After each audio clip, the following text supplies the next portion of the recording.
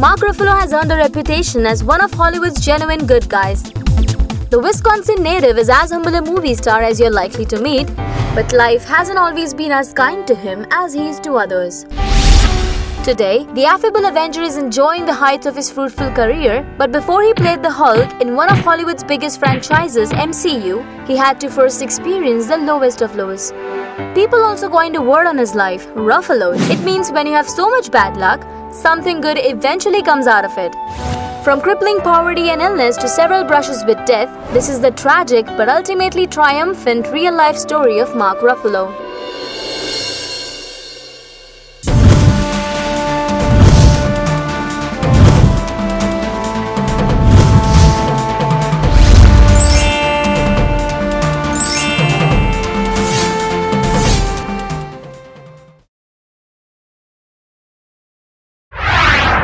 Undiagnosed dyslexia and ADD. Even though Mark plays the role of a genius scientist in Marvel Cinematic Universe, Ruffalo wasn't exactly a star student in school. In an interview with Men's Journal, he mentioned that he had undiagnosed dyslexia and ADD while growing up. To make sure his children don't go through the same complications that he faced, they go to a school with a strong program for dyslexia. Bankruptcy. If his learning disability wasn't already troublesome for him, his family went bankrupt after he graduated high school. His father quit his painting business in Wisconsin and moved the family to a seedy beach community full of burnouts and meth in San Diego to start his own business. Unfortunately, it didn't work out and Mark's father moved back to Wisconsin, leaving his wife alone with 4 kids. Talking about his father, Mark says, "We went from normal to bankrupt and were eliminated as a family. I don't blame him. I always say he was an artist who never found his art form." Luck by chance. Mark Ruffalo landed small roles on television and in films like The Dentist, Safe Men and Ride with the Devil while acting in the Orpheus Theatre, which he co-founded. Soon he got Ruffaloed when a chance meeting in collaboration with playwright Kenneth Lonergan altered his fortune. Mark got the male lead in You Can Count on Me and his performance in the film won him several critics awards. Health concerns. His performance on You Can Count on Me landed him a role alongside the legendary Robert Redford in 2001's The Last Castle. Talking about it, he said, "It was big time. There I was with one of my heroes, Robert Redford, doing this walk and talk. I'm like, what the fuck am I doing here? This is my wildest dream come true. And then I found out I had my brain tumor." Ruffalo was all set to begin working on M. Night Shyamalan's Signs when he had the premonition and he went to the production's doctor for advice. "Listen, I really had a scary dream last night and you'll probably think I'm crazy, but I think I have a brain tumor and I would really like to get it checked out." And the doctor went white as a sheet when it turned out I was right. He was diagnosed with a brain tumor behind his ear which was the size of a golf ball. The news came in when his wife was just weeks from giving birth to their first child at the time. Recalling the incident, Ruffalo's mother said he didn't tell anyone for weeks. When he finally did, I was like, "Oh my god, how could you bear all that?" He even recorded a message for his unborn son in case he never woke up. The side effects.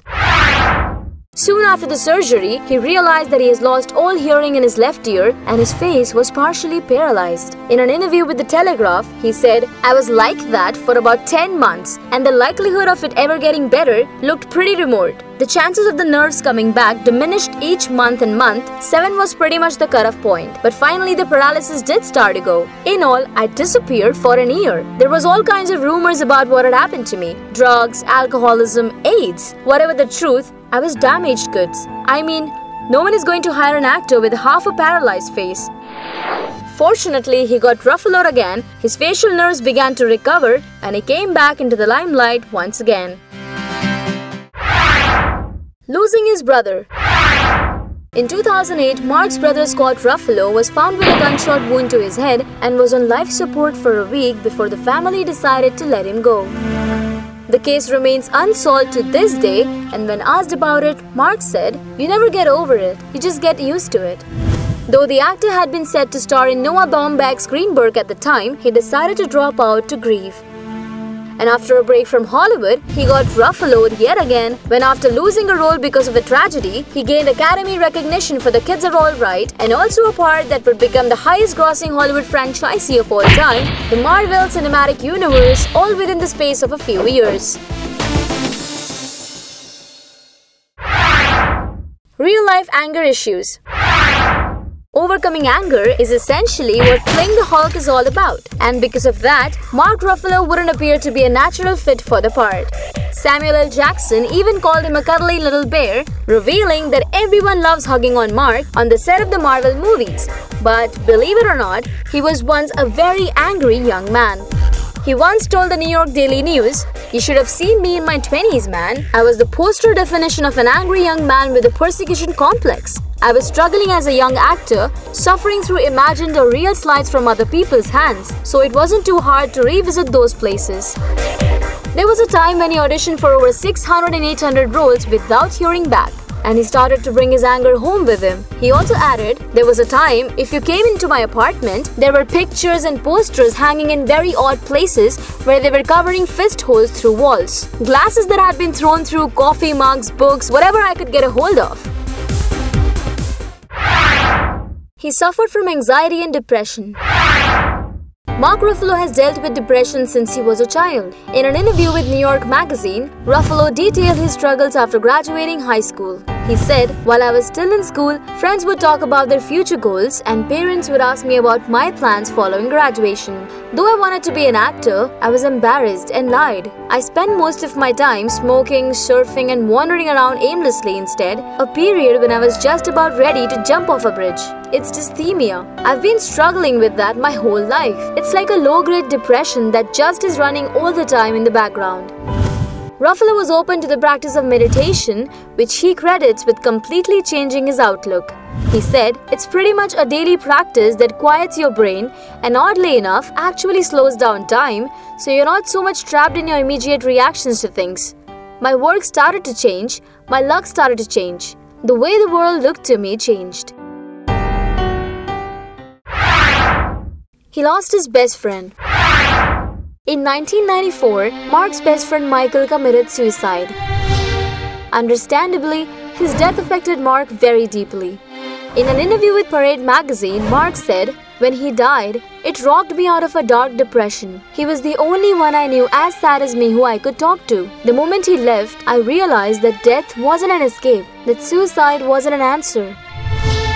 The actor said that Michael's death helped him to realize the value of his own life, keeping him from making the same decision. He was accused of terrorism. In 2010, Ruffalo helped to promote the film Gasland, a documentary exploring the negative effects of fracking. His efforts on behalf of the film caught the attention of the Pennsylvania Department of Homeland Security, which resulted in reports saying that the actor had earned a spot on the US terrorist advisory list. Talking about it to Telegraph, Mark said, "Somehow the story came out about me being on this terrorist list. Fox News picked it up and bundled it together with my brother's murder to make it sound as ominous as possible. Then every news organization in the country ran it without bothering to check if it was true. It wasn't until the Washington Times finally nailed the story that it went away." The silver screen often conceals the real-life struggles of actors. But even celebrities aren't safe from unimaginable hardships in life. And Mark Ruffalo is the kind of actor who remains sorted on his work front, never tries to get involved in any controversy, and loves to post images on Instagram where he can be seen doing everything else other than movies. Remember how he went live accidentally on Facebook and posted the audio of the first 15 minutes of Thor Ragnarok from the premiere, followed by many other spoils from Avengers Infinity War? Well, the man knows how to be a charmer after all.